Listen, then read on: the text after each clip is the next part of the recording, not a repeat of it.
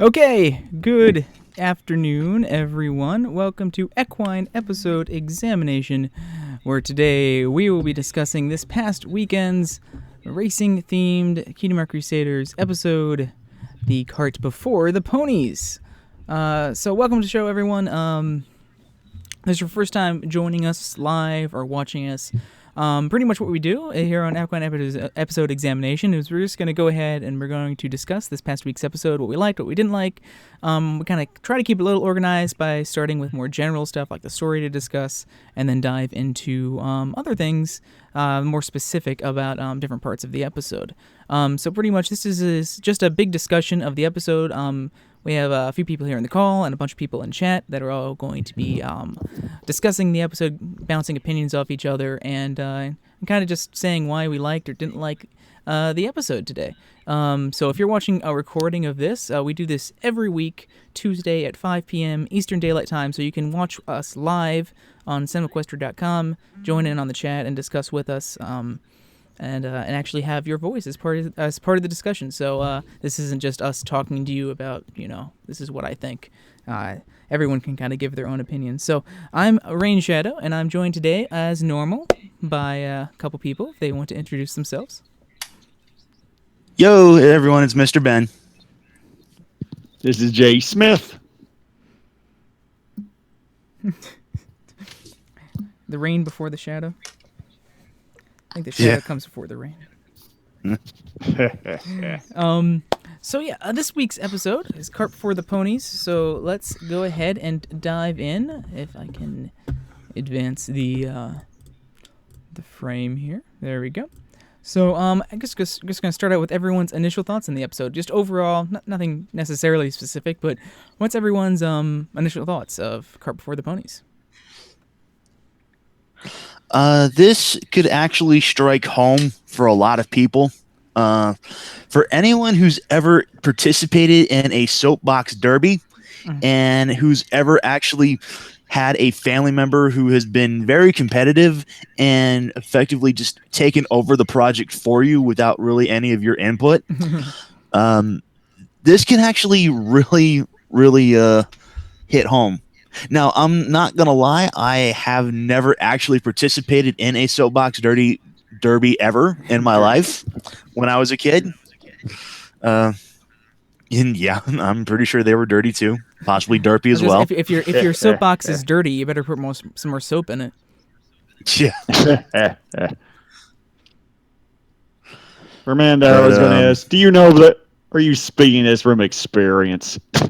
No, actually, but I did have a couple of other related issues where it seemed that I had a couple of projects that instead of myself having to do anything about it, I've had other particular people I knew that wanted to help me wind up kind of shoving me off to the side and treating it as their own project. Yeah, so I would say that while I never went through what the CMC went through, thankfully, I don't have an older brother or sister or anything, so I didn't go through that. But I did participate not in a soapbox derby, but I have raced like smaller like wooden cars as part of derbies. So not like actual like you ride in it, but you actually make it and you race them. And I've done that before, so I do have some relatability to the episode in that aspect, even though I never personally, thankfully, went through what the CMC went through with someone else trying to upstage your what's supposed to be your race.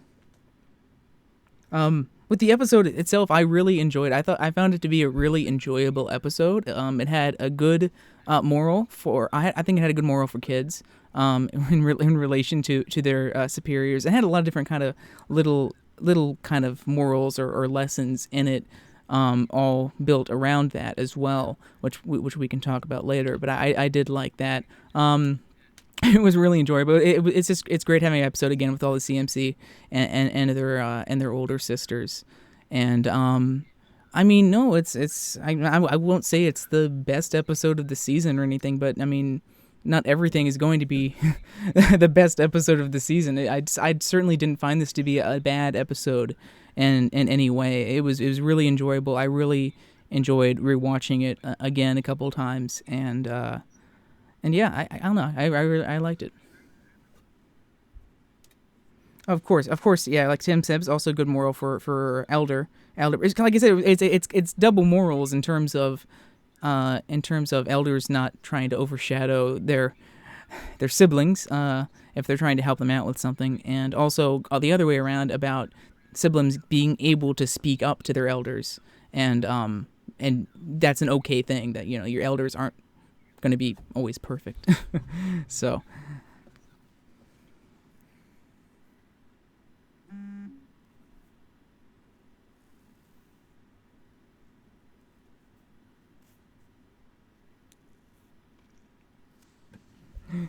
So I guess we can go ahead and get into the story discussion here. So this episode was written by Ed Valentine, who returns to the series after being absent for season 5.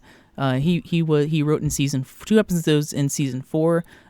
His first one was a previous Kingdom Crusader episode. I almost called it the song. I almost called it Heartstrung as Horses. Flight to the Finish, the Scootaloo and CMC episode from season 4, and he also wrote Three's a Crowd. So he returns to the show with this, and I believe he has a couple more episodes this season, he said, as well. And the original story was written partially also by Mike Vogel again, who makes another writing appearance for this season. So they were the two writers of this, if you did not know that.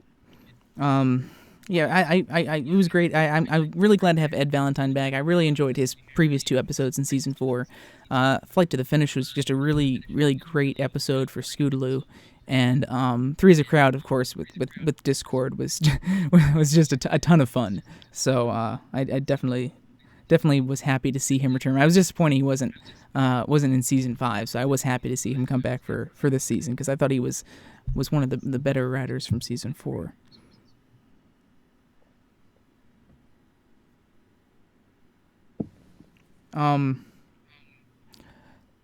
So first off, just starting the episode off to begin with, it's been a while really since we've seen the schoolhouse, or at least the inside of the schoolhouse and that setting.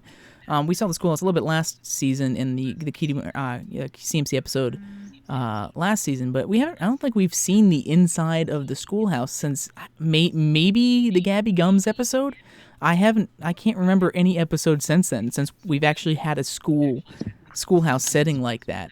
So it was good having that back, and having all of them and Shirley back as well, all in that setting at the beginning of the episode.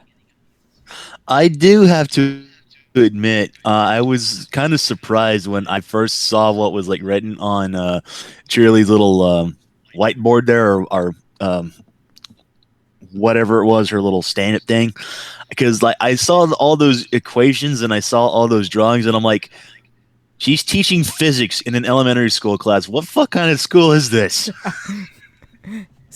The Equestria school system is very, very advanced. We all know how much physics matters in the Equestria universe based on past episodes, right? So obviously Pinkie Pie missed out on that lesson.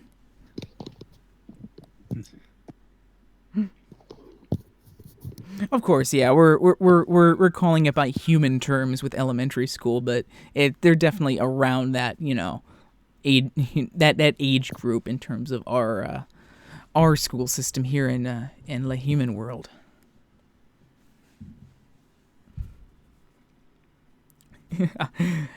Yeah, I think Cheerly was getting a little ahead of herself with all those stuff on the board there. A lot of stuff that didn't relate to physics either, which I found which is funny.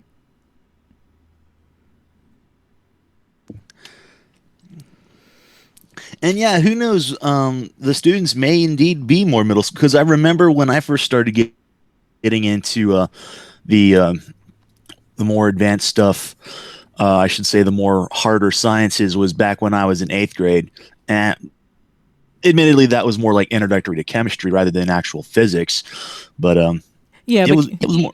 Yeah, it was more introductory. Yeah, but keep in mind, even though that it was advanced, I don't think there were Oh wow, I'm getting like a weird delay. It's not like she's trying to teach them calculus and trigonometry or anything No, sorry. like that. What So I was trying to say is even though she was trying to teach them that, doesn't mean they were in the right grade for them to teach them that, because obviously all of them thought it was too much for them and going to go over their heads. So just because she's teaching them that doesn't mean like they're at that level. That was kind of the point, was that it was way over their heads, but she was just kind of using that as a segue into, well, you better get ready because we're going to be building these derby cars. Yeah. and it makes sense. Shut up while I lecture. I don't know. I perfectly think that they're elementary age. I think they're upper elementary school. Maybe fifth grade, maybe about to go into lower middle school. I don't see them as that age, as the middle school age. We're comparing human stuff with Equestria stuff, which is, just like trying to compare years or day and night or whatever. It's pointless anyway. Oh, now that I think about it, seeing as how Ponyville seems to have just one school, it's likely that Cheerilee just sort of teaches, several classes of foals and like various age groups of like sort of like, I want to say there was like old schoolhouses where like the teachers would teach, levels of children of like various grades, with just like several students would be like taught, okay, well, this is like grade 1, grade 2, grade 3, but it's still just the same schoolhouse. It's still the same, group of kids. It's just that, okay, well, we're going to see you again next year, but next year we're going to start teaching you in like little harder stuff. And who knows? I mean, the schooling thing may be totally different as well, because it seems to be based a little bit more on really old like U.S. like I'm talking about 1800s or something like that, because that's when you really had that's those, what like, I was referring to. That's when you had those one-room schoolhouses. But back in those times, was there even like junior high or high school then, or was it just like you had your basic studies in the schoolhouse, but once you got older, you went to actually work? You didn't just. It's not like nowadays when you're in high school all the way up to you're 18. Isn't it? Back then, you normally would complete school at a younger age and then go and work, with your family or get a job somewhere, which is, I think, a lot closer to how it seems to be in the Equestria world, where it seems that ponies go out and leave their family and go out on their own a lot younger than in this world. That was what I was.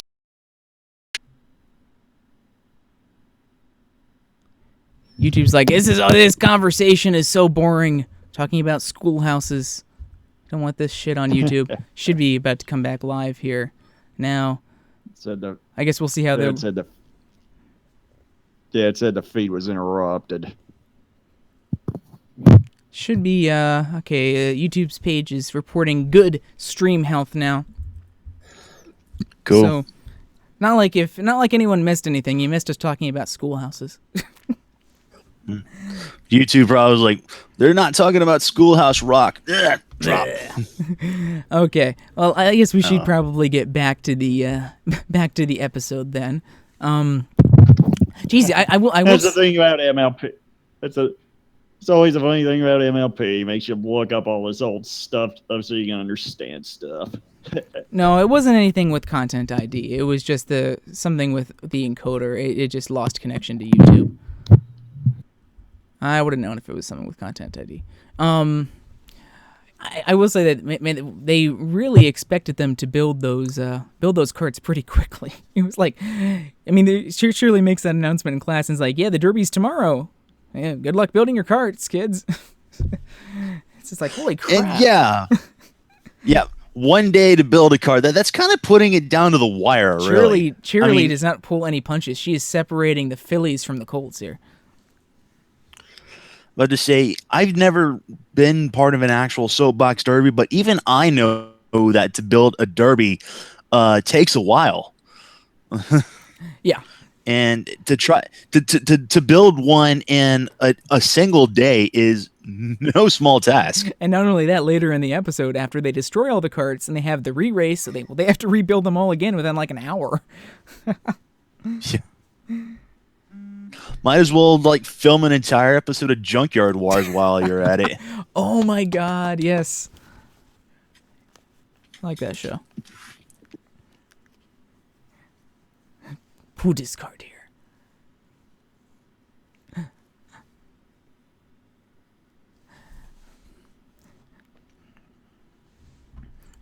At the end, kind of jumping ahead here, but I did like how at the end they didn't show who actually won, like which of the CMC won or didn't win.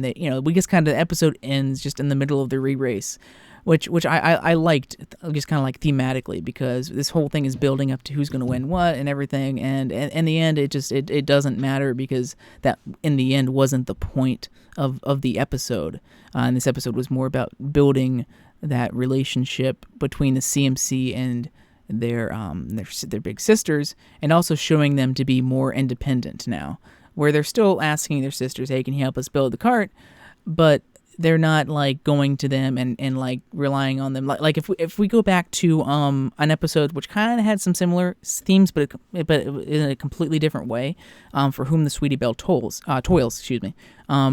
When Sweetie Belle went to Rarity and wanted her to design, design all of her costumes for her. And then, of course, she got jealous of Rarity because she thought Rarity was trying to upstage her and she wasn't.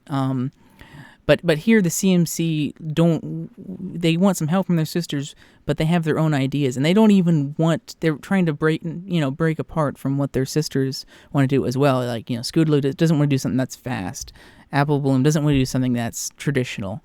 And they all want to do something on their own. And I did like that about this episode. And this is kind of diving into the characters here a little bit. But I just did like how it's showing them a little bit more independent from their sisters. They're still asking for help, but here they're trying to be a little bit more grown up.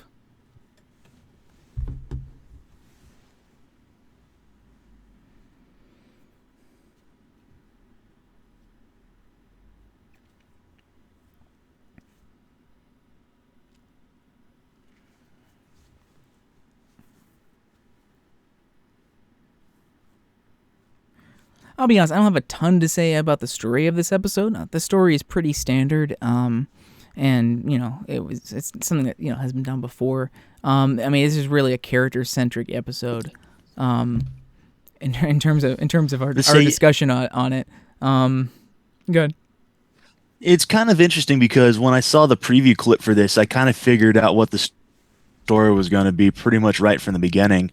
Although it wasn't so much the idea of the CMC having like different ideas on what awards to aim for. I just knew that, okay, we're going to have an issue where the older ponies are kind of taking over the building. And to me, I originally thought it was more like, okay, well, we want, I know that the CMC are not going to be happy with the design of the particular cart, but I didn't realize from the preview episode that, okay, the CMC aren't even going to be allowed to drive them either. It was like, oh, okay, well that's something that was a little surprising to me, but I'm not really complaining about it. I think some people's dislike of the episode, as it is with a lot of episodes that some people dislike, has to do with the predictability. And I could tell from the previews, exactly what this episode's gonna be about in the end, about sisters trying to overshadow, their smaller sisters unintentionally. There's some conflict, and eventually CMC come out and say, "Hey, we want to do this on our own." Blah blah. All that was pretty, it's pretty obvious. But for me personally, I always watch things to be entertained, but also for the ride. I don't, even if I know where I'm going. The ride there is always the most enjoyable part. How is the episode executed? So we might know where this episode's going in the end. How are they going to execute the story? How enjoyable is it going to be? Is there going to be some humor? How's animation? All the other factors that go into it. I'm not a person that discounts an episode just because I know what's going to happen next. And usually when I'm watching, if I think hard enough, I can see where episodes are going, but I try not to do that because I'd rather just kind of watch the episode in the moment. and enjoy it for what it is, rather than just trying to think about what's going to happen. Sometimes when I watch stuff with my mom, sometimes she has the tendency to kind of say, blurt out stuff that she thinks are going to happen. I'm like, Mom, come on. I know that too. You know that. Let's just watch it, enjoy it. I don't know. That's just kind of how I am, and probably how I differ in terms of opinions from some of the other people that have spoken about the episode. But yeah, it's the story itself is predictable. It's something that's been done before, but I think it was executed well. It was just something that was enjoyable to watch, and maybe that's not why it's not the best episode out there, but not a bad episode, because it had a thing, it had a story it wanted to tell, a good lesson, and I think they did it in a good way and in an enjoyable way.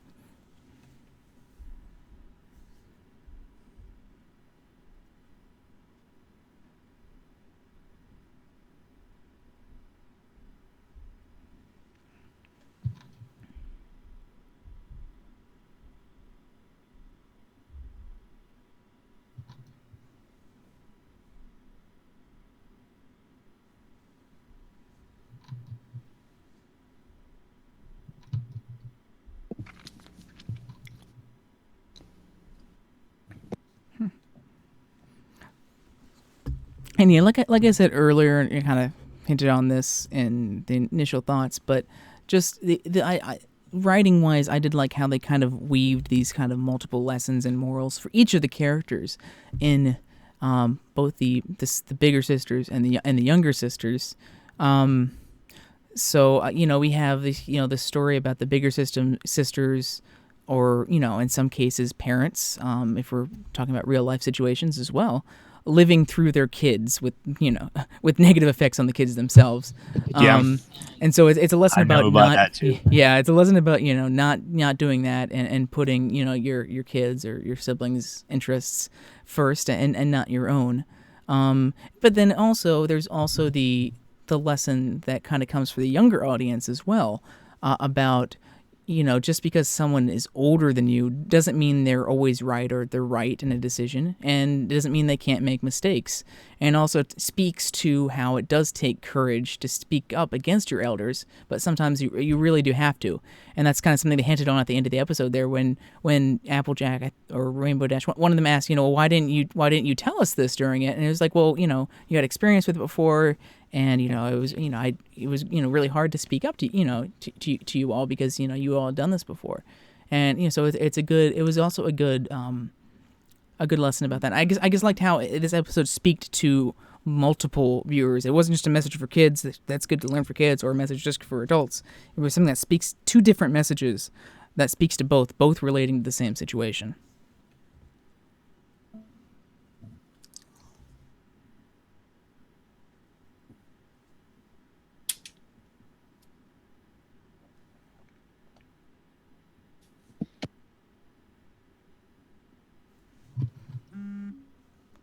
But see, that's the thing. If you know what's coming, that doesn't mean you know how you're going to get to that situation. And that's kind of what I'm talking about here. You're here because of the journey. I'm pretty sure we may have already had this, but I'm thinking of an episode where I'm kind of waiting for like a sort of an inverse situation where the younger ponies want to go out and do something, and even though the elder ponies are trying to discourage the younger ones are still trying to be insistent on doing what they want to do. And then the older ones are like, okay, well, if the only way they're going to learn is for them to learn, the only way for them to learn that the oven is hot is to let them touch it, if you will. The only way they'll know that if they jump off the cliff they'll die is to try it. Yeah. It's like, well, we tried to warn you, but you didn't listen to us.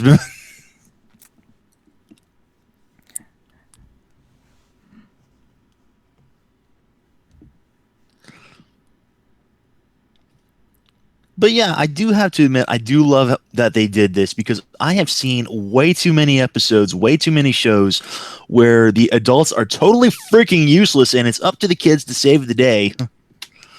And, Yeah. I mean, here, yeah, like you said, they aren't useless at all. They just are too useful. Too useful for the CMC. More useful than they should be.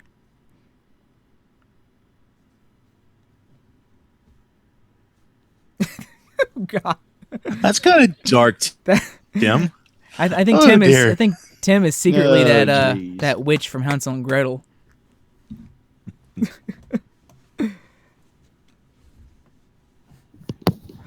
Everything is falling into place now. It all makes sense. There's also another kind of another thing I had written here is there's also kind of another stealth moral in here that isn't necessarily explicitly stated, but it's implied throughout the episode. And that's about being yourself and not necessarily trying to conform to your family's norms or traditions. It's okay, it's okay to be different. It's okay to, want to do something different than your big sister or parent does. And that's what we see again through the CMC throughout the episode. And when they want to, do something different. They don't want to design the most outlandish bold cart out there. Maybe Sweetie Belle just wants to do something a little more traditional, a little more simple. And it's okay. And, of course, the sisters were not having any of that to begin with, but then they kind of see at the end that, we got to kind of let our little sisters be who they are and do what they want to do and help them and support them through that.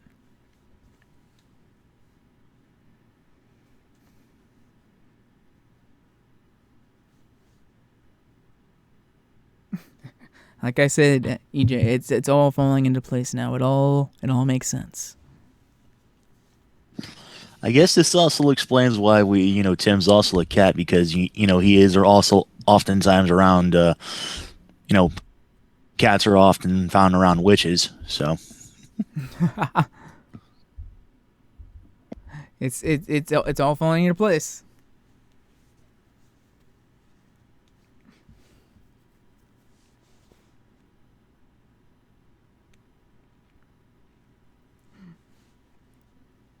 Trying to think. Does anyone else have any other thoughts into the writing of the episode or the story, positive, negative, anything you liked, didn't like about the writing of it? Because I've gone through all the notes that I made last night. This really isn't. This isn't really so much like the actual thing regarding the story. I guess a little bit. I was almost half expecting a sort of a gag-filled, wacky racing episode. But when I first heard the title before actually, and when I heard a little bit of like the actual synopsis of the episode before seeing the teaser clip, but and it kind of makes me wonder, what an actual racing episode would be like. But And it's kind of funny because, this problem could have easily been avoided because the CMCs might have gone to more attentive ears had they chosen the more appropriate partners rather than their own big sisters. But of course, if they had not done that, then we wouldn't have had a story. Well, I mean, you got to put yourself in your shoes. They all really do look up to their big sisters. And that's very in a lot true. of ways, and it makes perfect sense that if they're going to get help from some pony, it's going to be going to their big sister. They just didn't expect them to take over and have baggage with the race in the past that they wanted to complete. And like I did, it makes sense because I mean, if you're building like a cart or something like that for like a school project, even if it's not building a cart, but if it's just for like a school project, how many people who have had to do like a project had to turn to their own immediate family, be it older siblings or parents, to has like the first people in mind, like, okay, well, hey, can you help me with this? you know, more than once I have turned to my mom and dad when I was in school to, hey, I have this project. Can you maybe lend a hand with this? So, I will say this, however, beyond the story, it is kind of a little bit of hilarious in hindsight here. There was an indie project that was started way back in 2012 called Pony Kart, which was a sort of a My Little Pony meets Mario Kart sort of fan game. And it was put into indefinite hiatus mainly due to the lack of free time needed to develop the game beyond playable beta. But here we are now, more than 4 years later, and season 6 starts. The second half of season 6 starts with, coincidentally, episodes about ponies racing and go karts. I will say that I'm glad that they went with what they did instead of just some race themed episode where it's just race, because I don't know, I'm glad they went with something that's more character driven and more character building, rather than just something that was just a pointless story, race story about the CMC racing or the main 6 racing and a race for some odd reason or anything. I'm glad they focused. I am glad that they focused on on kind of characters and character development for it, because that's something that's always been kind of the show's strong suits, especially when it's really known for these kind of slice of life episodes, where we focus more on the characters rather than trying to tell some grand story or something like that, and focus on them and their development. And I've always liked that about the show, because it just helps you relate more than some story. Because like if the story was about just racing, I wouldn't be able to relate to it all probably. But being that it's a lot more of a personal kind of family story with the CMC and their big sisters, it's easier for me to relate to that. Even if it is still about racing, and I've never done Soapbox Derby Race, but I can still relate to some of those feelings that they have.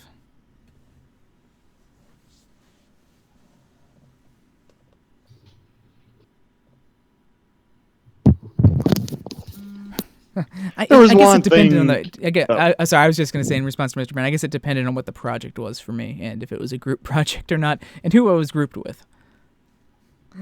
Go ahead, Jay. There was one point other people brought up.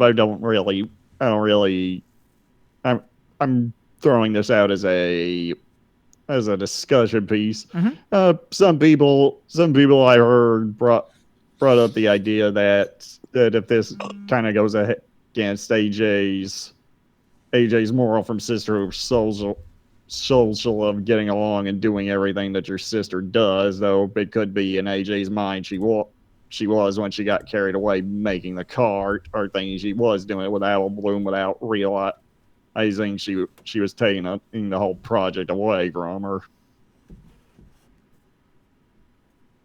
It's been a while since I've seen that episode, so I don't even know if I can opinionate that.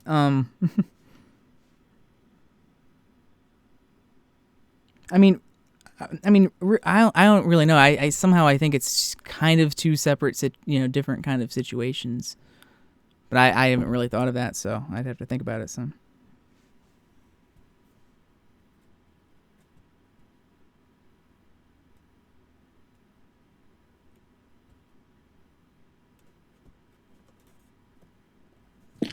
I will say this. I just have a question to ask.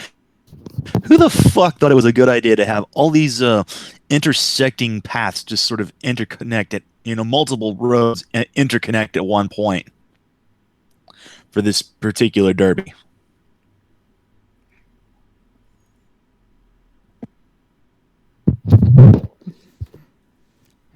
Makes it interesting. That's why I go to races. Maybe Derby designed the track.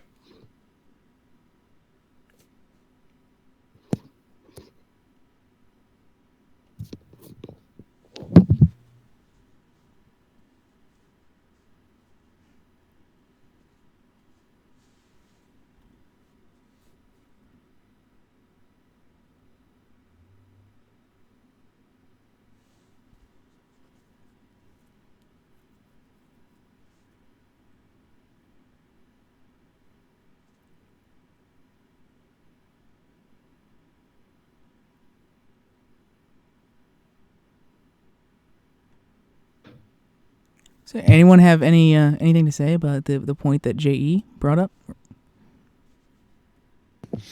No, really can't think of anything.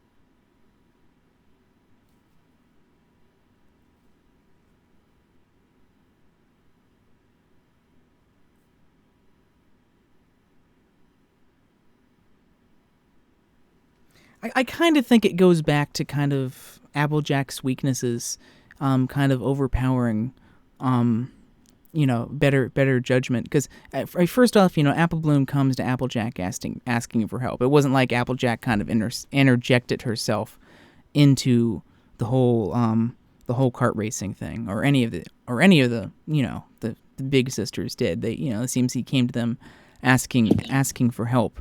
And as we all know, Applejack can be very stubborn, and it's one of her flaws, her stubbornness, and very based in tradition.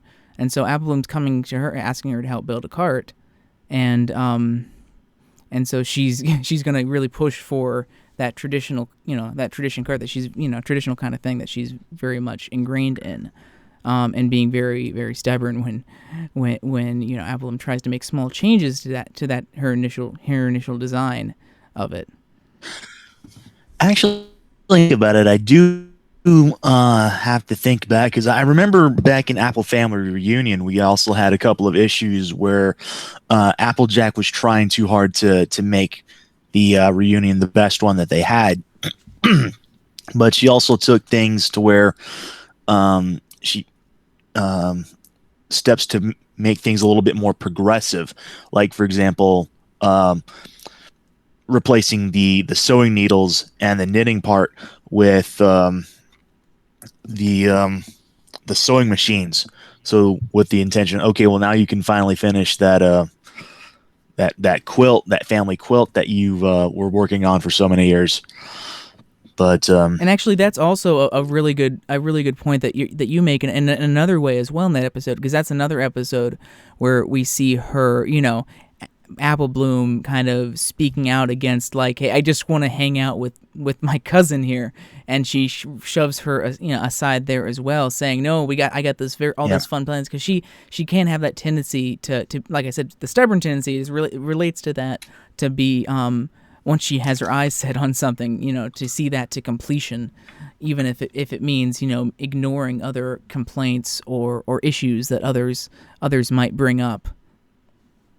And it just seems kind of interesting that here she was trying to modernize a few things during the Apple Family Reunion, only to hear to kind of backpedal and, say, okay, no, we're sticking to tradition here in the old-timey fashion sense, regardless of whether you want to. And it's funny because here Apple Bloom wanted to be more of the creative, more modernized than anything. And it just seems kind of interesting that we have a bit of a slight bit of a subtle callback to this, but I don't know. I think it also just comes down to, if the people that are kind of making that complaint kind of almost Mary suing Applejack in that particular aspect, being that since what happened in Sisterhood of Social happened, Applejack must be some perfect sister. Like, she can't make any mistakes as a sister towards Apple Bloom, because she was put on that kind of pedestal in that episode as the model for a sister that Rarity was looking to there. And I think that's kind of a dangerous way to go if we're using that episode as a thing where now Applejack and Apple Bloom can't have any sort of disagreements, because we obviously have seen numerous episodes before and after that where Applejack and Apple Bloom have disagreements. They don't get they don't get along. They don't work together as sisters, as was that episode. Just because Apple Bloom and Applejack knew that working together as sisters was important to winning that, and taught that to Rarity, doesn't necessarily mean that they're always going to be perfect sisters, always working together, even if, in the back of their heads they know that. And I think that's kind of maybe the issue that I'm having with that sort of argument. Just being that if you go that route, well, then you're kind of Mary suing that one aspect of Applejack and just saying that she always has to be in this perfect relation with Applebloom because of that episode.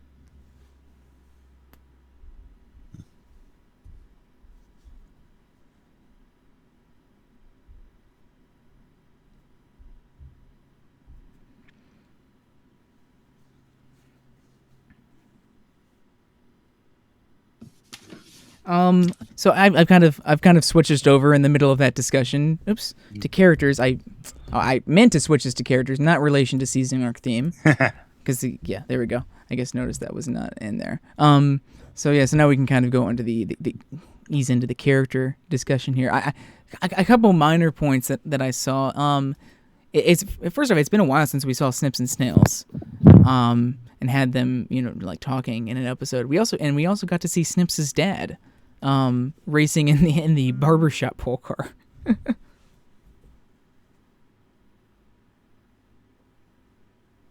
least I certainly hope that was his dad. I would assume so. It looked a little old to be his brother, but I mean, I guess I'm just even I'm just assuming here. So yeah. Also, can I point out that we have yet another member of the Derpy Who's family, apparently? Yeah, that's another question I had written. Who is this pony, and what is his relationship to Derpy? I've seen people going off the ideas of that. Okay, it's probably either her son, her little brother, potential nephew. The one that I have, the one that made me laugh the hardest was that was actually her dad suffering a sort of a Benjamin Button type of disease where he ages backwards.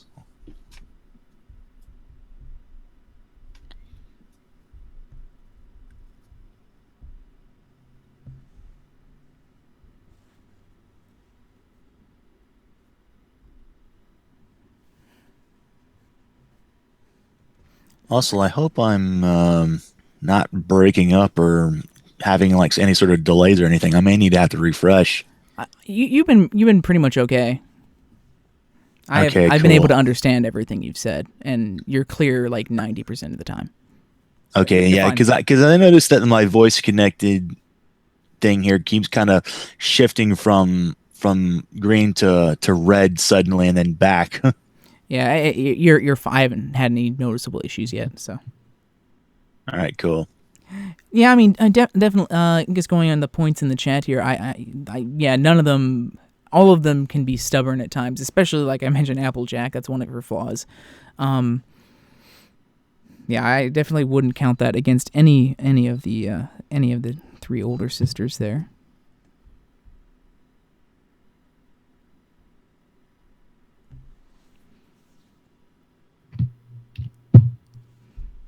Oh man, I would totally buy like a slot car Applewood Derby toy set if they made it.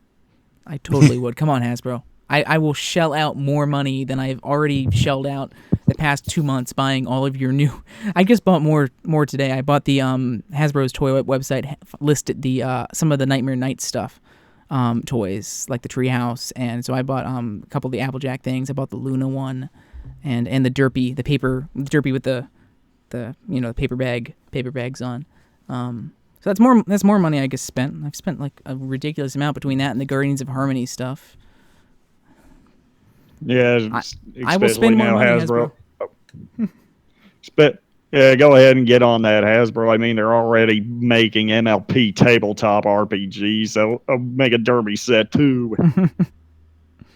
Wait, they're seriously making like a tabletop RPG? Is that going to be like anything like in a D&D style or anything like that? I think it is. Oh man, if that happens, we need to like host like a sort of sort of a game here on stream at some point. Maybe, I don't know, somehow doing it over Roll20.net or something. I don't know. That'd be fun to do. Yeah, they just had some more news on it on Equestria Daily. If you go there, probably back a page or two. It was announced. We had a discussion topic on it on our discussion thing, but it's probably buried by now. But yeah, that's coming out this year, I believe. The Tales I would definitely of Equestria. Yeah, I definitely would look in. It's geared towards kids, like obviously it's geared towards younger kids, so it's a little simpler. But I definitely, when you get time, take a look into it because it looks like it's gonna be pretty cool. Just the fact that they're doing that at all just like blows my mind.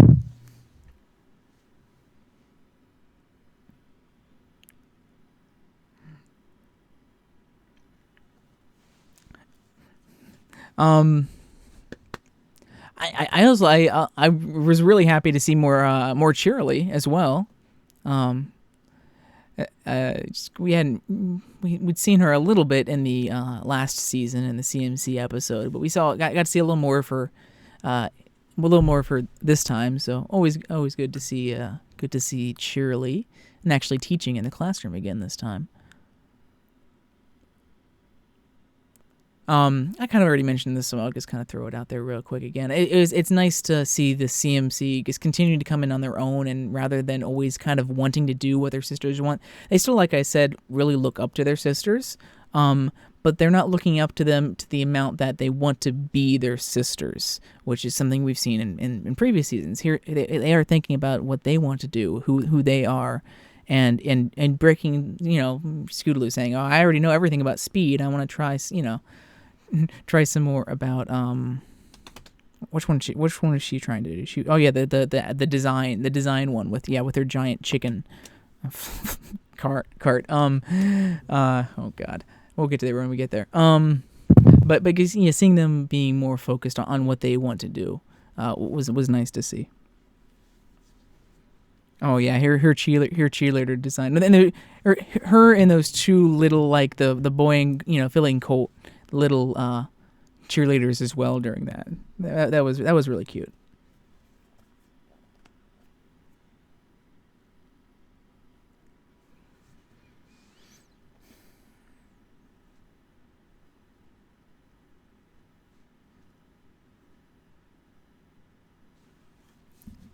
Mr. Ben, you there? Yeah, I'm here. Okay, cool. Yeah, I know you're worried about connection problems. So I just didn't hear you. So I just want to make sure. Yeah. Scootaloo is indeed at all philosophical. What came first, the egg or me? Oh boy.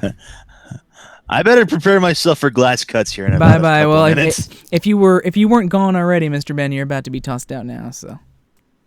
Yep. It begins. I was this next point I was kind of saving till now for the character discussion, but it also kind of relates to the story. Is I and the writing. I do like how each of the older sisters had a different reasonable reason as to why they were kind of taking over their siblings' race. Each of them had a different reason as to why they were doing it. Rarity, we see through the flashback, lost as a child the race to Derpy of all people.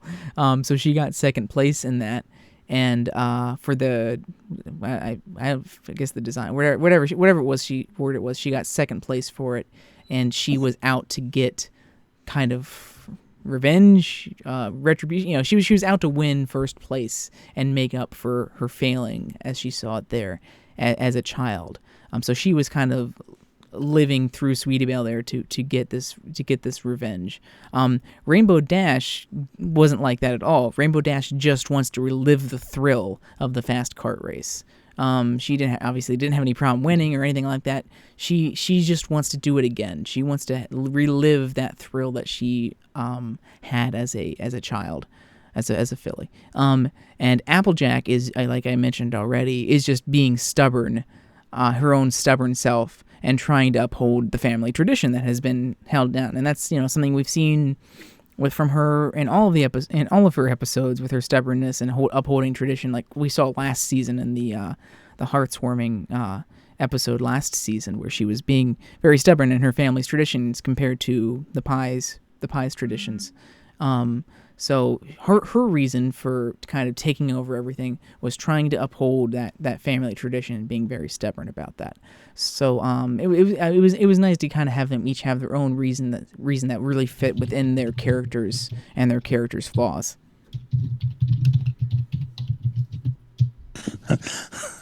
I'm sorry. I'm just started laughing when at the mental image. I just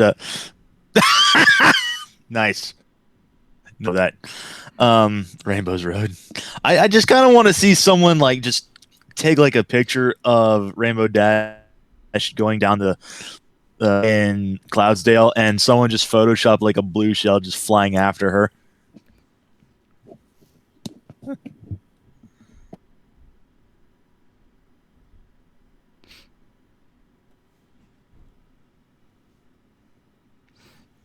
I wonder if this episode will result in any renewed interest in finishing that pony cart development.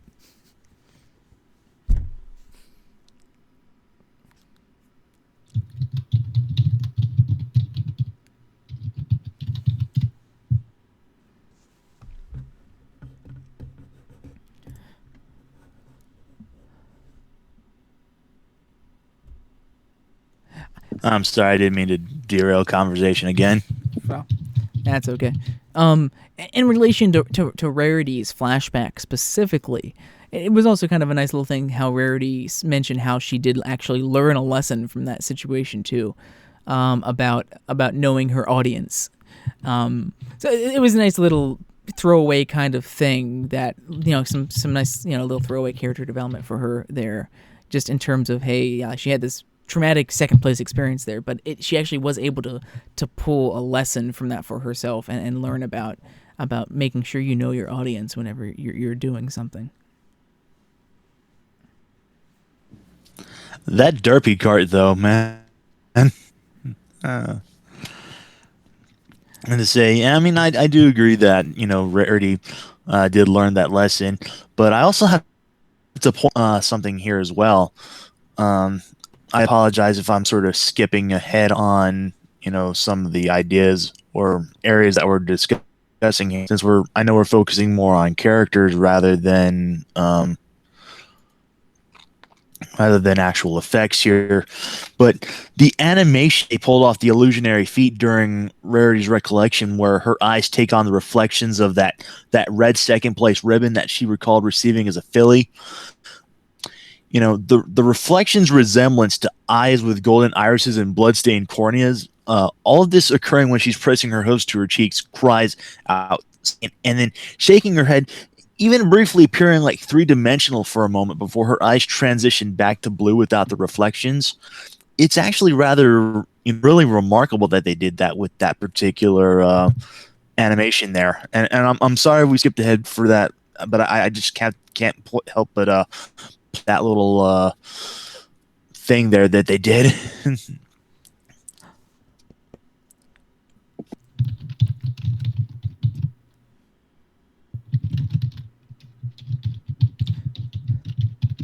We also got to see a little bit more of Diamond Tiara with her riding with her with her butler as well. In there, it's good to see her again.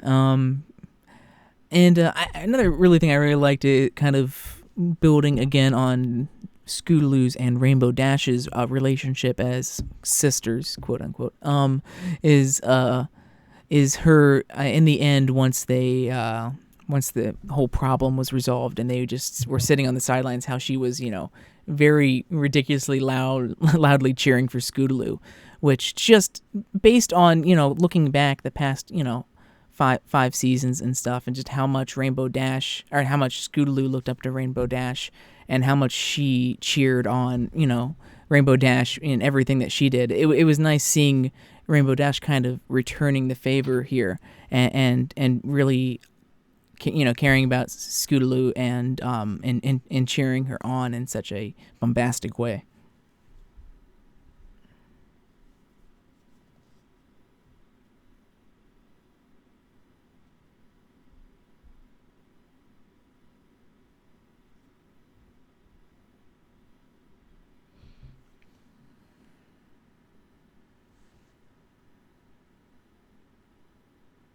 Oh dear goodness! I just had another one of those dumb mental images I usually have. So I'm thinking back to the movie Rat Race, and Rarity specifically just acting like, well, not really Rarity, but Derpy would actually be a better fit. But Derpy acting like Mr. Bean's character or Rowan Atkinson's character.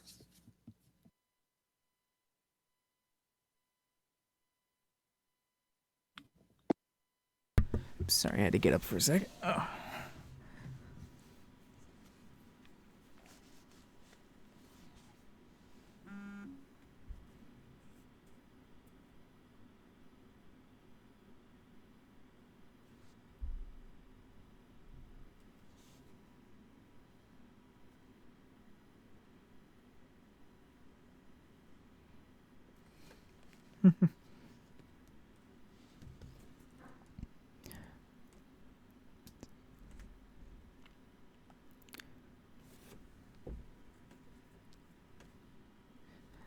See, anything else anyone wants to discuss in relation to the characters?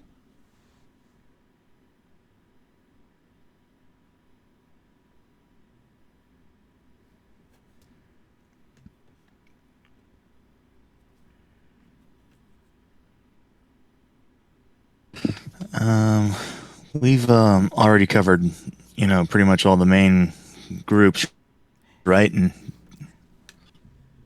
Apple Blue with her sister, Rarity with Sweetie, and even Rainbow Dash with Scoots. Yeah, I think we pretty much covered everyone.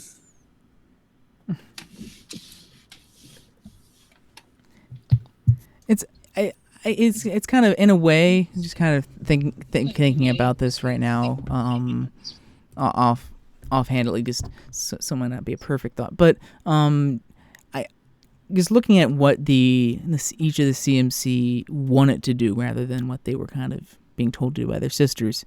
With Scootaloo wanted to do kind of the most design oriented one, which, going back to Showstoppers. She was the one that did the design, so never mind, that idea fails. She was doing the music, and who did the design? Who was doing the designs? Was it Sweetie Belle? Apple Bloom. Was it Apple? No, Apple Bloom was doing the dance, the choreography. Yeah. Oh yeah, that's right. It was Sweetie Belle. Yeah, I got confused for a second because I forgot. Yes, because Sweetie Belle was the one who was going to sing. Scootaloo wanted to sing. Sweetie Belle did the design thing.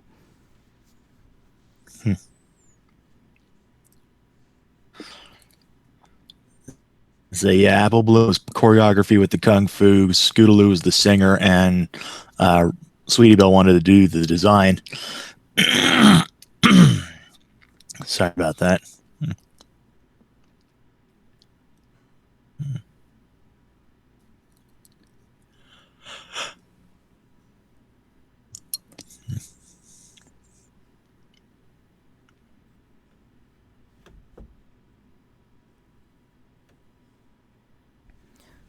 So we can let's see. We can move on to the voice acting. Is there anything that stood out for the voice acting for anyone that they want to make? Ooh, voice acting. I don't really think anyone. I think probably Tabitha was probably again one of the ones who took the cake on that one, because she's sort of crying out second. And then we had Shirley, kind of giving the sort of explanation as to where everyone was doing. Who did it with who was the voice actor for Snails? I don't remember, but he was all like, "Oh, phew! I was afraid we were gonna have to actually learn something today." Both he and Lee Takar's Snips were like, "Oh man." It was great hearing Nicole as Cheerily again in the episode. I kind of want someone to take like the voice actors, or not the voice actors, but the voice clips for the same characters that they voice and just like swap them around. Just hearing like Cheerilee with Princess Celestia's voice just for a mind fuck.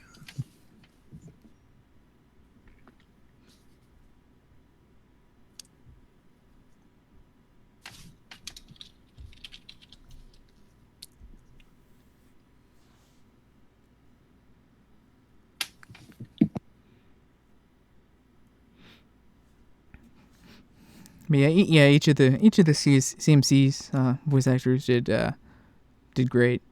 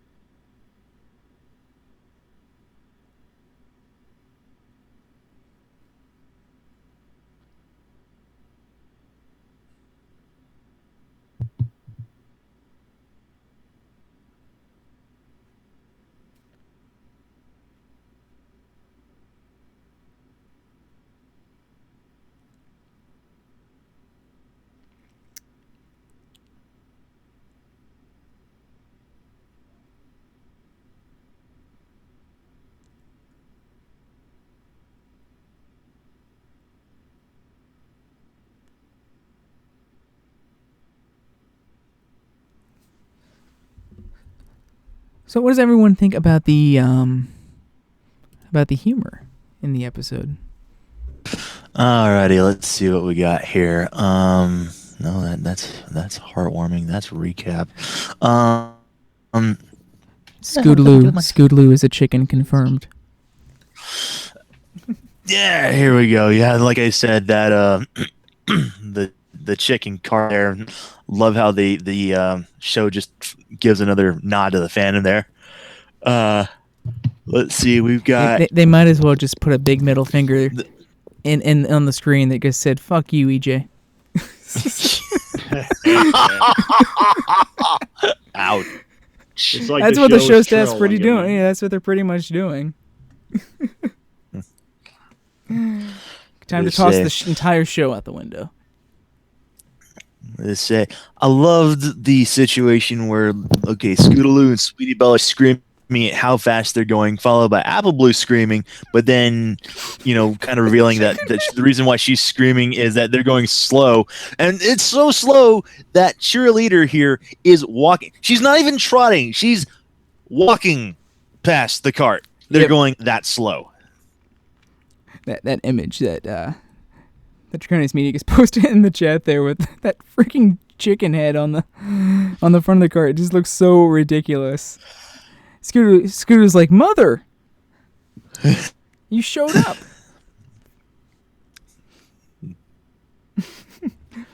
Love you, EJ.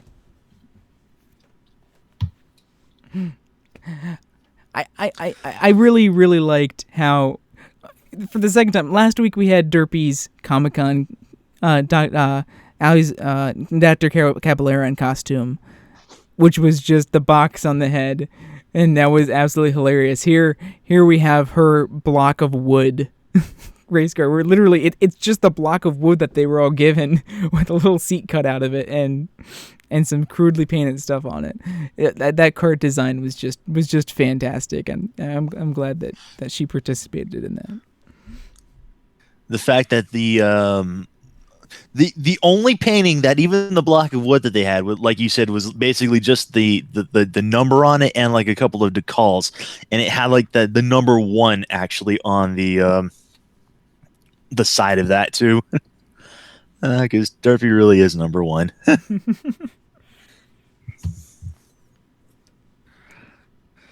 There's a I was kind of beginning to wonder if Rarity if this was like a design choice where it was like a sort of an automatic thing, or if like Rarity was deliberately, trolling these people.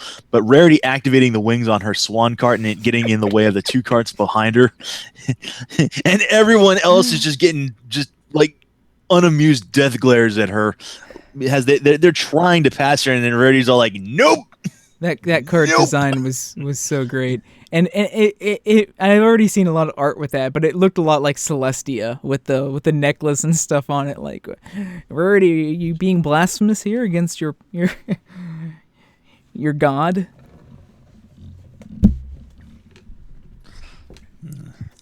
Yeah, that whole card design with the arm with the wings that is outstretched was just so over the top, but it was fantastic. And then, of course, after the crash, Rainbow was like pushing her red card toward the finish line. We're like, hey, so long as we push it over the finish line, that still counts as winning, right? And then has like one of the wheels that came off just bounces off and rolls off to the side. That picture that Draconis made, just look at the determination there in Derpy's eyes. There, she is ready to win. Yeah.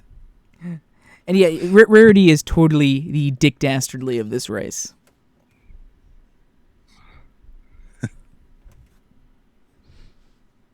Oh man, you know what would have been great is if instead of not just Sweetie like sitting up in the top, but if Opal was like right next. Oh, dear.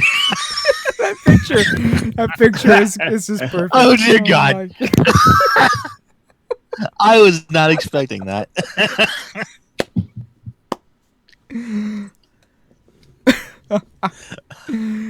that edit facial is so image perfect. too is on. Oh dear God! But as I was beginning to say, I just had this mental image of Rarity not just driving the cart and Sweetie Belle riding topside, but joined by Opal, who's like just giving like the sort of Muttley sort of snickering alongside that, while like every time that oh my God, Rarity blocks off. Opal would be so perfect as Muttley. Oh.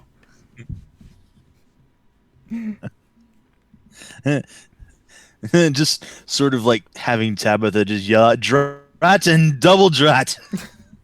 I can totally picture Rarity saying drat double drat as well in Tabitha's voice. I can 100% picture that. Wait, Dick Dastardly also rolls his R's, doesn't he? Like drat and double drat. Yeah. I think so. Yeah. Yes, he does. Oh my gosh. Also, all the there's all the like Speed Racer homages too. There's a couple of them in it, especially in like the music, which I'll point out when we get there. But I know that Ed Valentine also said that when he was writing the lyrics for it, he got some inspiration from Speed Racer as well. Damn it! Now I just got that old Speed Racer theme song playing in my head now. Like the original Speed Racer theme. Oh dear! I'm gonna be singing that all afternoon now. You're welcome.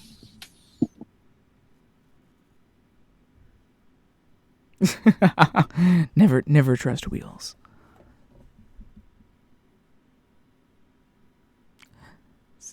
Anything else for humor?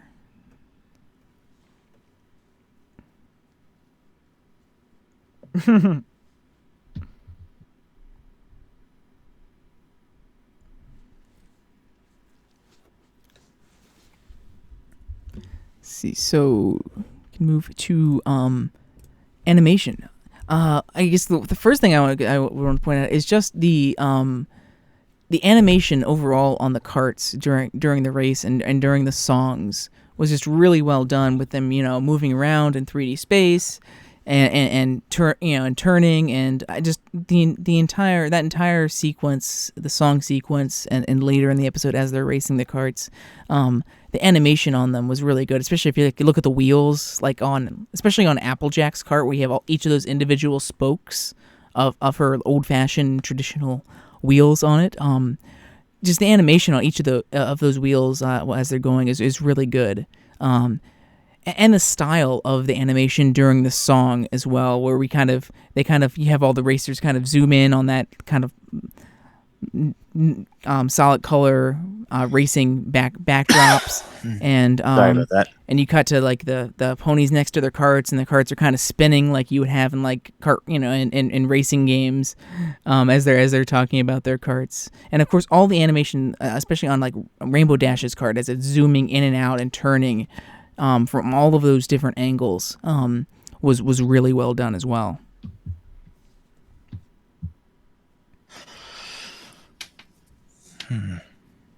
You know, I do have to question this. I mean, and this isn't so much part of animation, but this is just something that I happen to notice while I'm seeing the actual carts in animation. But Applejack's first cart and Sweetie Belle's second cart, the one that they're going with the traditional sign being the slowest carts, is that they're still the slowest carts even when going downhill. And I'm kind of curious, is like, how exactly are they defying gravity to do something like that? It's all has to do with the friction between the bearings and the wheels, and older designs like that might have a lot more friction in the connectors that would push, make it not go quite as quick even on a hill.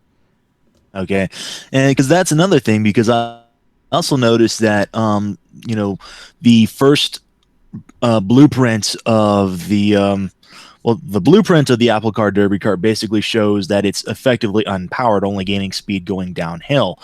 But not just Rainbow Dashes, but a lot of the carts are able to accelerate even on their own, even though the racetrack is mostly flat level ground. So I'm like, I'm thinking too much into this again. I mean, they're shown to be on hills, and a lot of that has to do with your weight distribution, leaning forward, adjusting your weight in the cart. Obviously, a lot of things are played up, especially in the song sequence. Stuff in song sequences never actually happens 100% in life, and they play it up more for the visuals. But you can do stuff like that, and I'm sure the carts I would hope have some sort of braking as well on them. I guess they. I would hope that they would have. I guess they would. We kind of see that a little bit in the crash. I like the animation in the crash too, when Rainbow is coming from behind and she's just kind of drifting and swerving back and forth as she's coming in, trying to stop before they reach that deadly intersection.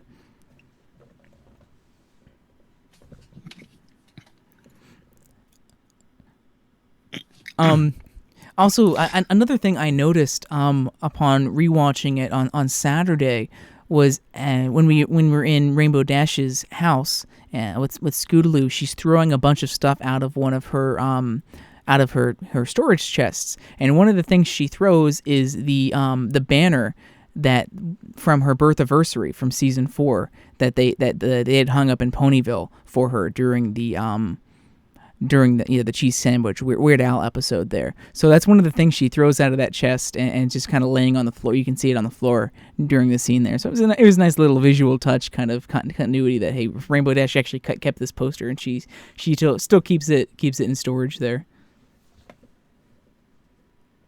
I'm gonna say, yeah, it was a nice little callback there on that too. So. Also, I think I mentioned this earlier, but Simpson, his dad's cart is a barber pole, which I found hilarious. I didn't notice it at first until I rewatched it, but that was great.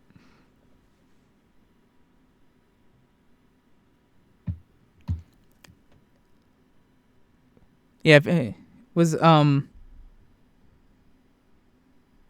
yeah, it's too bad. It's too bad Barry Punch, Cherry Berry, wasn't actually one of the racers, and she could have been racing in a giant wine cart, a giant wine bottle.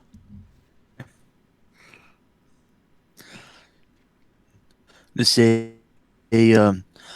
also, I have to mention, Shirley's cheerleader costume is also a throwback to a G3 toy set as well. Going to school with Shirley, a little bit of a mythological, or I should say, show sort of a meta reference to the shows. I didn't even know that. Yeah.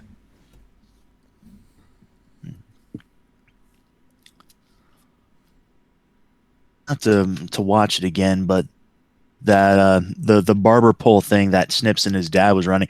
What was the I don't think it would have, but were the red stripes swirling around the cart while it was in they were motion or anything like that? it's just wood, so it was just they were just painted on. Okay. Yeah. I'd have thought so because I'd have been like, wait a minute, how the hell? Yeah, remember Mr. Ben? They only had like less than a day to put the cart together.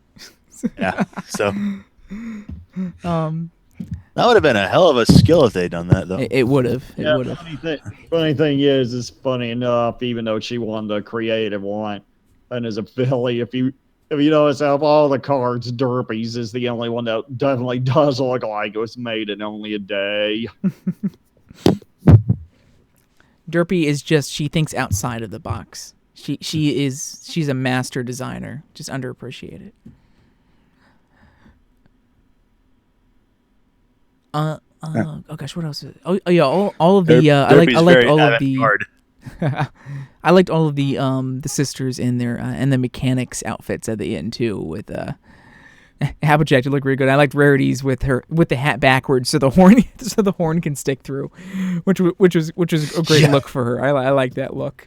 Hey, I guess some character development. She's making no qualms about being a little dirty there with the grease all over herself and her wardrobe there. Some minor character development.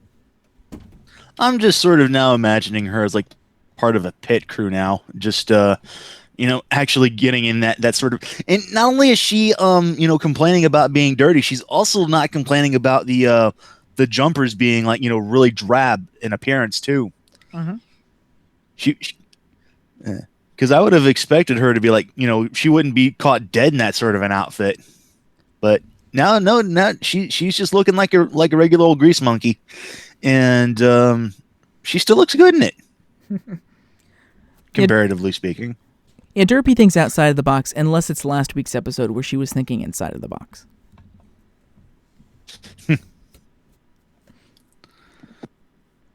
Applejack, I need to get a vector of that Applejack mechanic outfit. Looks with the hat. Looks good.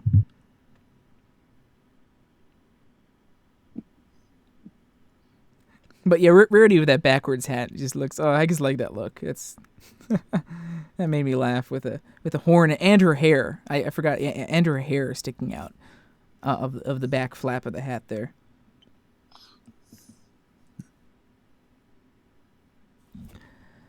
Anything else with the animation that anyone wants to point out? No, everything was all really well animated. Like I said, especially that scene where Rarity had that reflection of the second place, reflected in her eyes there. That was probably the highlight there in terms of animation. I didn't even really pay much attention to that. I mean, I noticed the effect, but I didn't really look at it closely. So I'm gonna have to rewatch it and watch that again because that's pretty good. Okay, so now we reach. Yay! It's a song. So I get another song after two episodes since the last song that we had. So musically, I really enjoyed this episode just overall because it had a lot of nice tie between the score of the episode and the song. So one thing I'll point out about the song before we listen to the instrumental of it here is that the beginning of the song is actually not the song itself. If you listen, I guess first we'll listen to the its first appearance earlier. But if you listen to the song, the actual beginning part as they're starting the race is still William Anderson's score because we hear that score later at the end of the episode, and then halfway through that the song actually begins. This was the third episode of the show where we actually got the instrumental version of the song in the episode itself. So the first one was Winter Wrap-Up, which we had the montage sequence at the end of that episode, which used the Winter Wrap-Up song instrumental. And then nothing until 2 episodes ago for Spice Up Your Life, where that song also had a short instrumental reprise later for a montage scene in that episode. So this is the third episode where we have that happen again. But this is actually the first time in which that instrumental appears before the song actually happens. So it was kind of weird watching this live on Saturday, and it's just kind of like we hear this. Oh, it really sounds like it's the beginning for a song. Oh, we're gonna get a song, and then the song never starts. So it's just some montage score. Okay, that's cool. It's really good. It's really catchy. And then we get to the song later, and it's like, oh wait, no, it was actually a song. So you kind of get like a little preview of the instrumental for the song before the song even happens during the race later. So that was a cool little tidbit. And again, if you listen to, as we will in a second here, if you listen to that kind of that first instrumental that happens, you can actually hear where the song actually begins versus kind of William Anderson's lead-in score into the song for it. So we'll go start off again with that. Let me pull up the song here.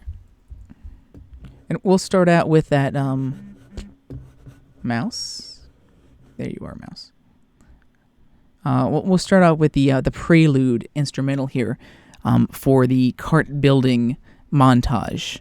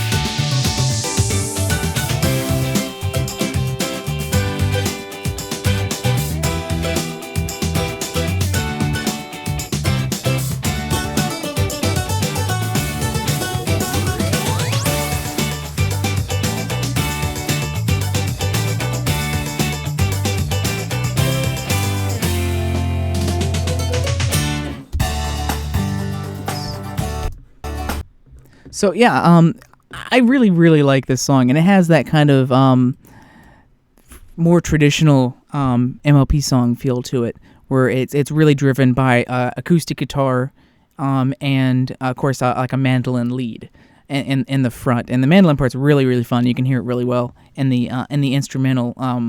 It's kind of a little covered up when you have the lyrics over it. Since it's kind of mirroring the melody of the song itself.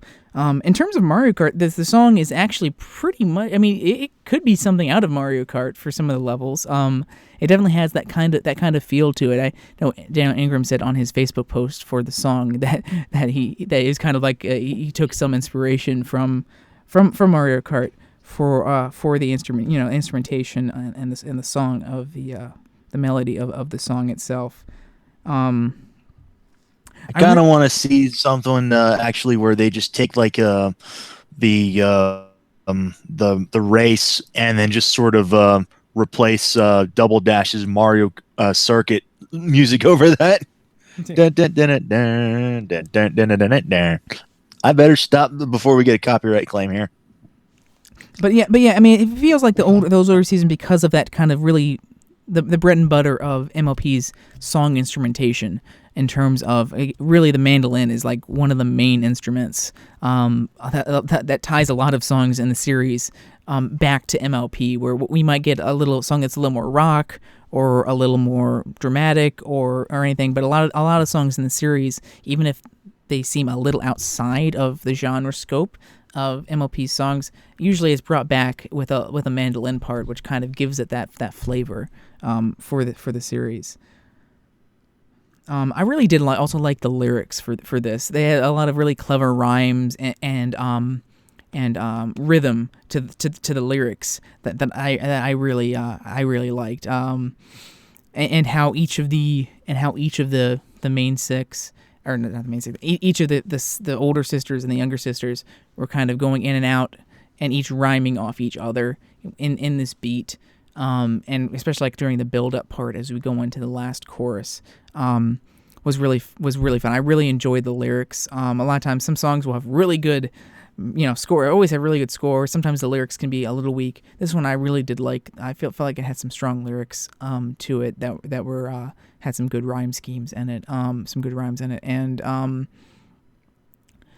of course it had the big kind of chorus with all of the race goers, kind of chanting as part of it, which really helped it fit kind of the setting of it, and so the chorus was really fun in that aspect as well. So we can go ahead and listen to the instrumental of the actual full song here, so we can hear that here.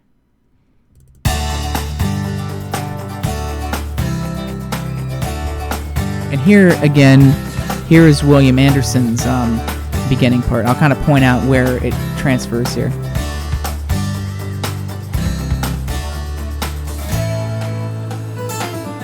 So you can kind of hear it there. I'll kind of go back here if I can find the mouse. So kind of go at the beginning here. And so this is the William Anderson score. And again, we'll hear this part at the end of the episode during the final race montage. And here it just makes this really seamless transition into the actual song here. And that part right there is also where that prelude instrumental from the montage before started.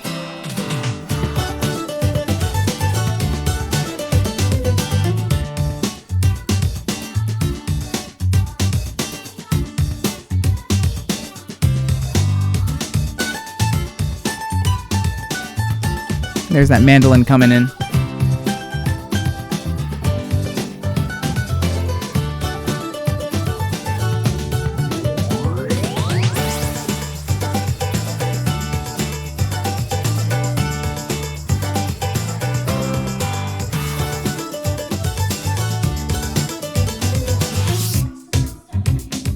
This part right here, this part really has a really kind of cart select. I want to kind of say, I'll stop and say that instead of talking over the song. I really like the middle part here where they're talking about their carts, because the score here really, it breaks it down a little bit. It has a little more simple. And this is really, in terms of the rhythm and the beat of this part, really has a feel of a lot of the cart selection music that you would have in like Mario Kart, which I really enjoyed, because this is the music behind the part where they're talking about their carts and they have the carts kind of spinning off to the side. So it's a nice little touch to the song in that respect. Yeah, reminds me of what was it? Mario Kart Super Circuit for Game Boy Advance. That particular game in particular, to be honest. Let's see, so and here's that part.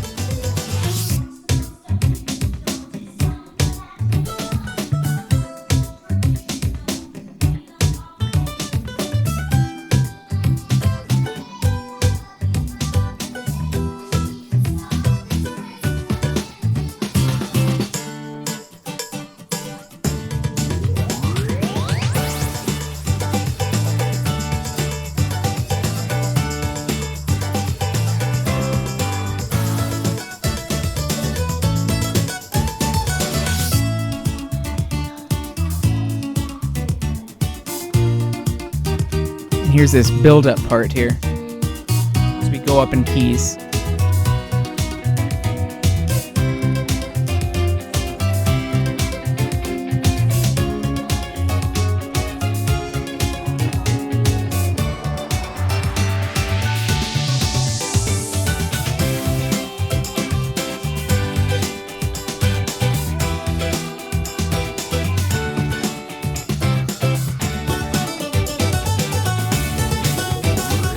Final chorus.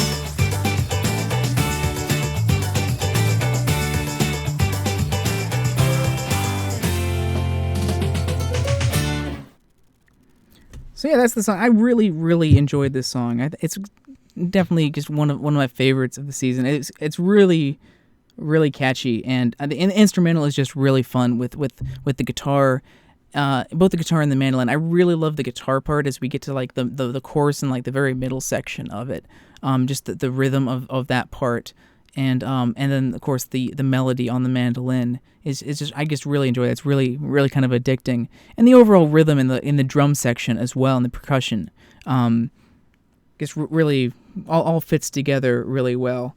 And all of those like audio modulations that it has, you'll hear them where it goes like whoosh, to it. There's a lot of those throughout them, which really help it again fit the whole kind of kart racing thing.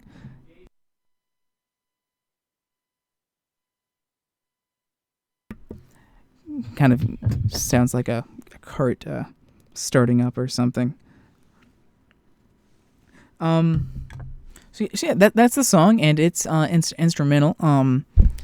Go to the score for it. And again, I one of the things I liked again is just how the score and the songs interweave, to the point where watching the episode, it took me a rewatch or two to kind of figure out, well, okay, what's the score? What is Daniel Ingram's, and what is like parts of Daniel Ingram's song? Because as we get to the end of the episode, we get some tracks that, again, from William Anderson, that start at the song, but they have that same kind of style as the song itself.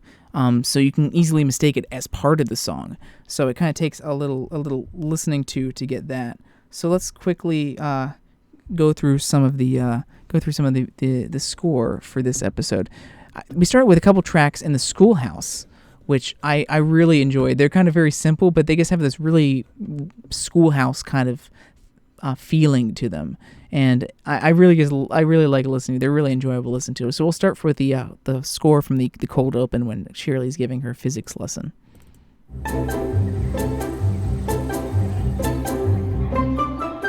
And these have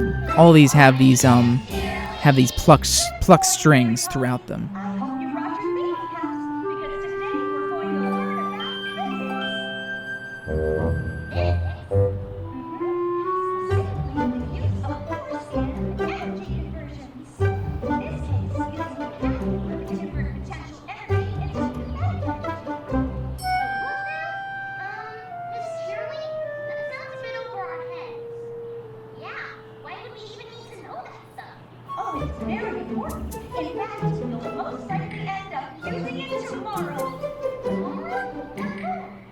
Yeah, this all these all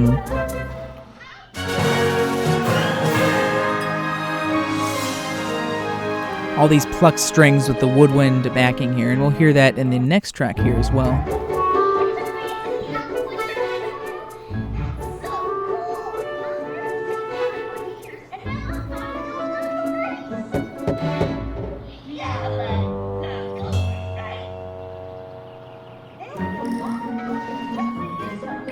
A little more woodwinds here coming in.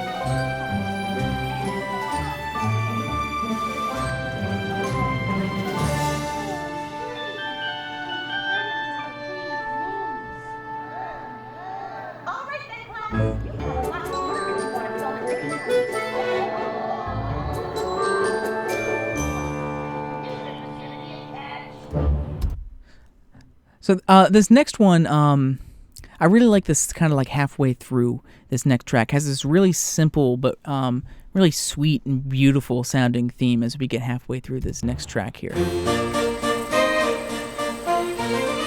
Starts out with some very high class sounding music though here.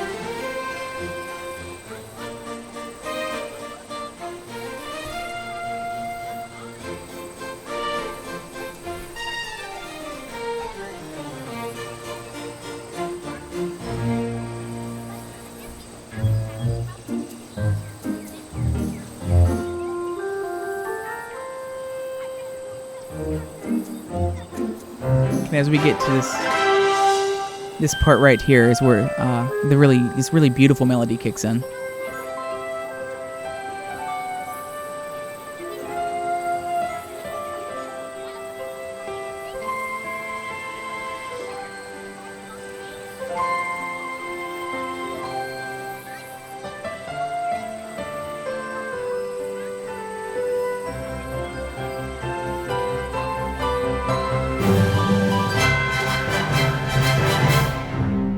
And a really triumphant finish there for it. But yeah, I really like that kind of ending melody. It's kind of like this music box kind of sounding score for it.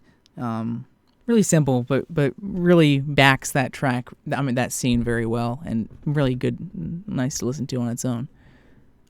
This next one here is from Rainbow Dash's flashback, and you really got to appreciate this is like one of the most blatant kind of most blatant Speed Racer references from the episode. It's very short, but it has those really strong lead trumpets and backed with some more brass that really kind of speaks towards towards Speed Racer, something you'd hear from that show. So here's that short track.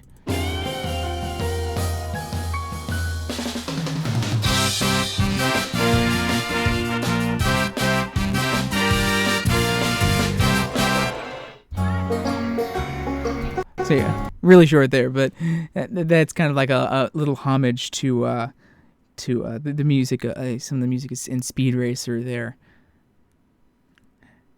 Let's see. So now we can go back here. Here's the score for Rarity's emotional flashback here.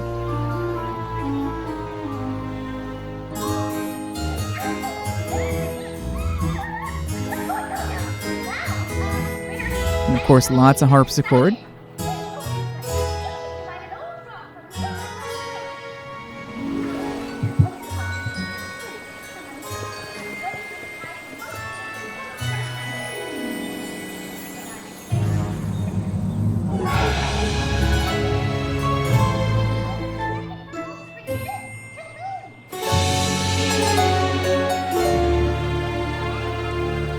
Yeah, some rare chords.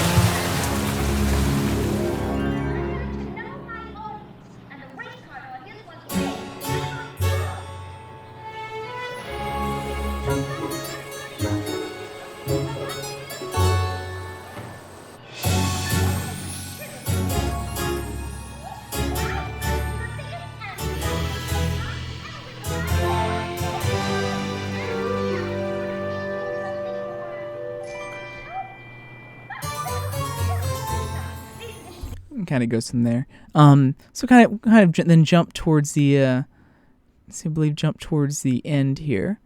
And this is the final two tracks here, and this is what I was talking about earlier in terms of the score that kind of started off the song. So these are the final two tracks for both the montage of her building the carts and then kind of like the whole racing scene montage at the very end of the episode here. And you'll hear that these are little slight variations on the score that started off before the song. And they really do have a feeling of the song, like you can actually picture like some of the song's lyrics are in either over this, or you can picture this as in part of the song. They did a really good job we managed to do a good job of matching the song's style of it. So it really all blends together. And at first you may not be sure if this next part is another instrumental reprise of the song or something new.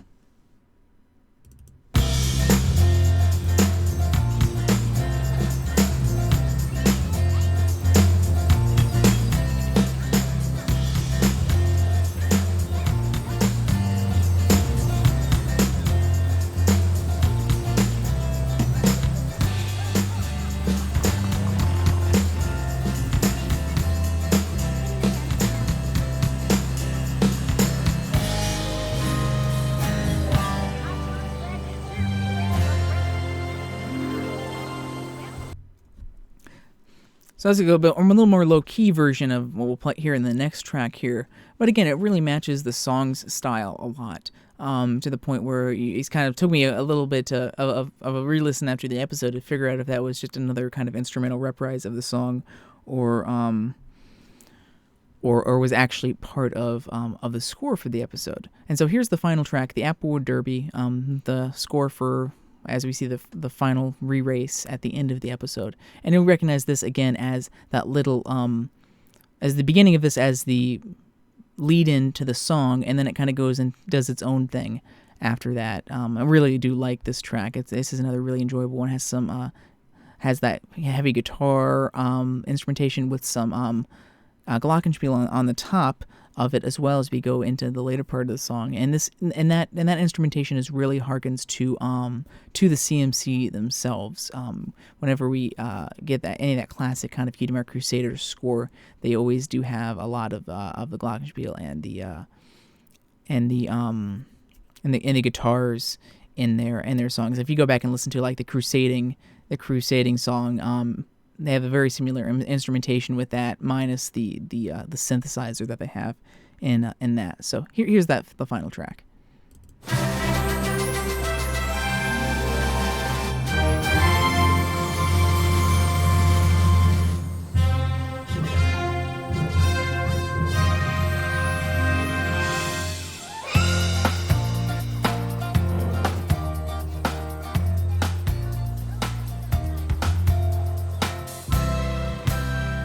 Starts a little simple, and then after here it builds up into the full song.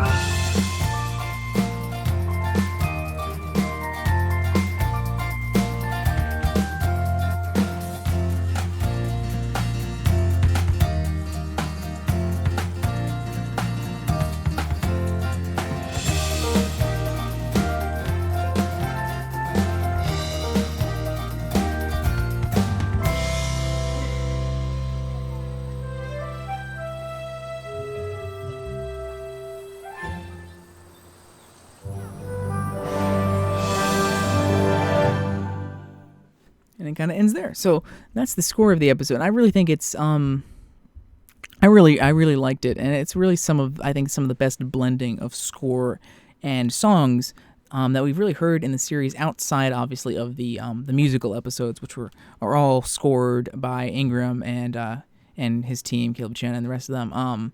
But we managed to do a really nice job of mixing it all together, because if you don't really know how the process goes, Daniel Ingram writes the songs. It's like one of the first steps in the process of making an episode after the story is written. The songs are written kind of before the storyboards are written, because then the storyboards are drawn to what the song is. Whereas William Anderson's score is like one of the absolute last steps in making an episode, and the episode is already animated, and really the only thing that they're adding in at that part are the sound effects and the score, because it's already edited, it's already animated, and all the voice tracks are in. So he comes in, he brings in the episode and then adds all the rest of the score. So he did a really nice job of starting that race off with a track that leads right into the song that starts kind of right in the middle of, after the race has already started, and making like a nice transition for that. So I gotta give props to that, and also just again matching the score with the song's kind of style as well, with all the guitars. So, what does everyone think of the theme and the moral of the episode? I'll be right back. I gotta run and get a dinner really quick, but I'll be right back. So go ahead and start discussing the theme and the moral. What does everyone think about that?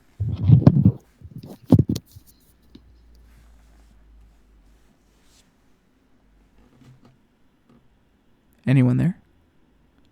Hello, Ben. Hello. Oh, you're there. Is Mr. Ben here?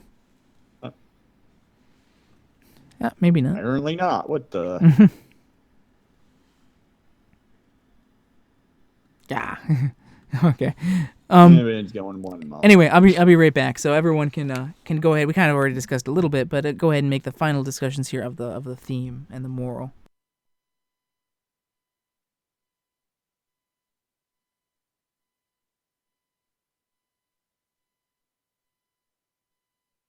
There we go. Finally. Huh.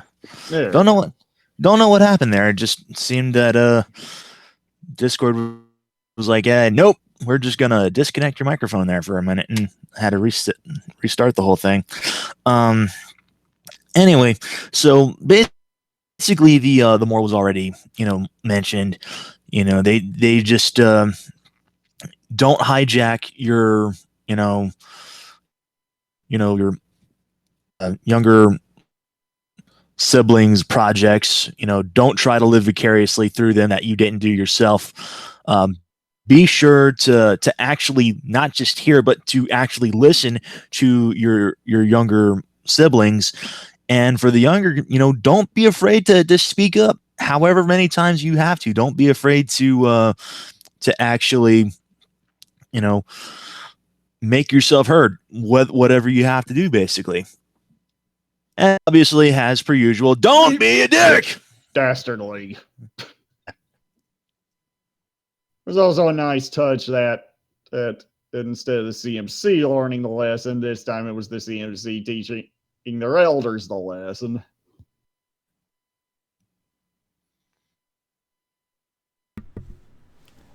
I'm back.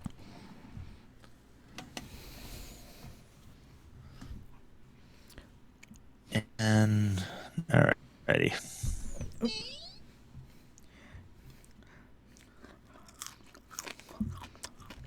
Yeah. What everyone said. I already pretty much said my part on this. So, good morals, I should say. Quite a few different. Pardon me as I stuff my mouth full of a cheeseburger. So what is your favorite parts and any concerns anyone has with the episode? Cherryberry just casually walking past the slow-moving apple cart. Rarity besting. I mean, Derby besting Rarity. Let's say, yeah, Derpy once again, second episode in a row with the A+ winning design. Yeah.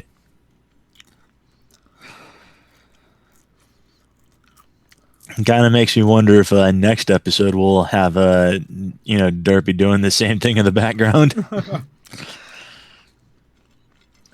Yeah. It's a nice use for her though. I'm glad that they can have her back in episodes again. I mean, yeah, I guess favorite parts. It's kind of hard to pick one. I mean, really, all like I said, the overall, moral, all the morals that they had in the episode, and like the double morals at the end for each of the younger audience and the older audience was great. I don't know. I just really enjoyed the episode. It's like I said, we not a lot to discuss the story. I like that they made it character focused. I like that we got some character development for the CMCs and with them being more independent. But I don't know. I guess it was enjoyable to watch, and really, I mean, what more praise can I give to an episode than it was really enjoyable to watch and to watch again? Personally, have concerns. I know others have expressed, expressed various concerns about it, but personally, I don't really have any major issues with anything in the episode.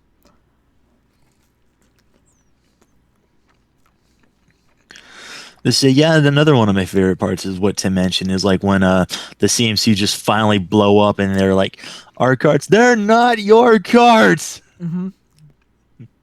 We were supposed to design them. We were supposed to drive them. I'm sorry. Yeah, it was one of my favorite lines in the song. I was talking about the lyrics. It's Apple Bloom's line. Oh gosh, I'm trying to remember the exact line. So something along lines like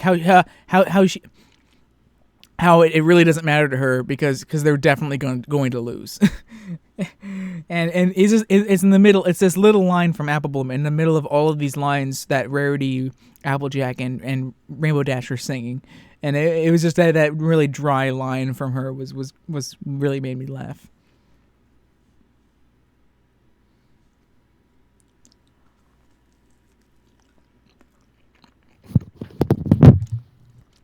Yeah. Apple Bloom was about to stab someone. I'm about to cut a bitch. Sorry.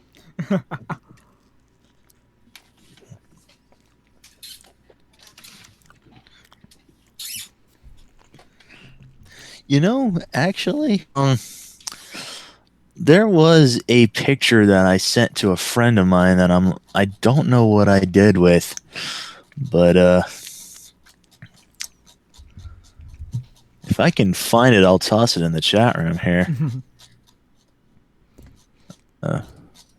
Well, while you're looking for that, what's everyone's overall feelings and conclusions to round up this episode? Say it's a good episode. Definitely not the best, but most certainly not the worst. Oh, there we go. Thanks, Tim. Tim found the line. Applejack says, "Gotta coast on through. Just relax. We're gonna cruise it." Now, Bloom, guess I really don't care since we're clearly gonna lose it. I believe that's the line that she's singing when Cherryberry slowly walks past, which is just that whole thing is just hilarious.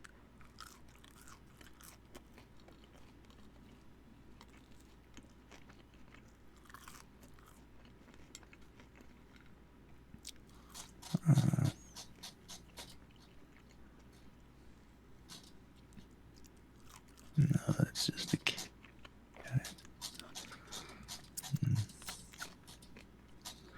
And then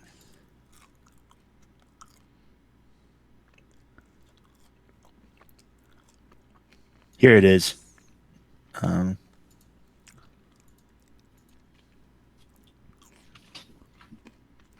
feel like I'm someone that's munching on popcorn, watching others chat, but I'm just munching on French fries. Oh, that comic.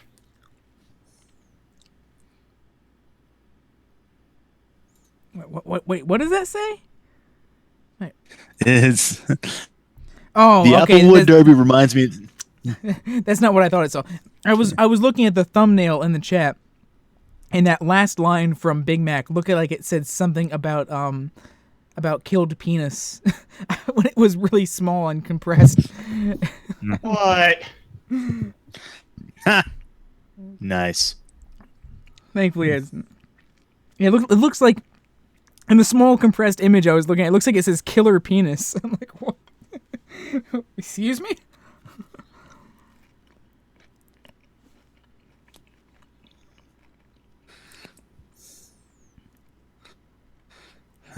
There are just some emotional leeches belittling them instead of helping them to grow up. Some parents shouldn't even be called parents. And Big Mac's like, yep, that's why I killed mine. That's why I killed mom. Julie's like, do me a favor and kill your sister too. And I almost would. It's kind of missing like a hidden panel with like Big Mac be like, which one?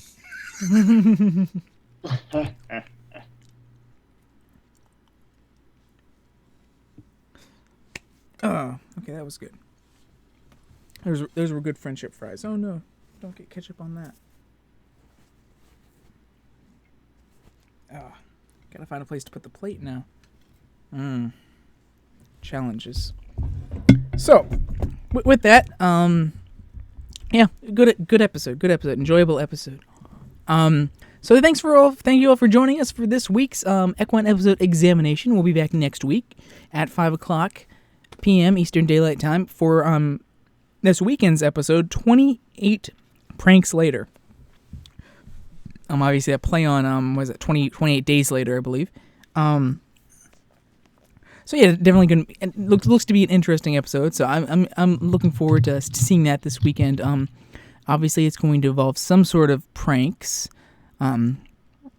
We all know how Rainbow Dash and Pinkie Pie and Gilda were in pranks all the way back in episode 5 of season 1, and the Griffin the Brush Off, which was also involved pranks. So this assuming this will involve Rainbow Dash in some form with it. So we'll be watching that this weekend at 11:30 a.m. here.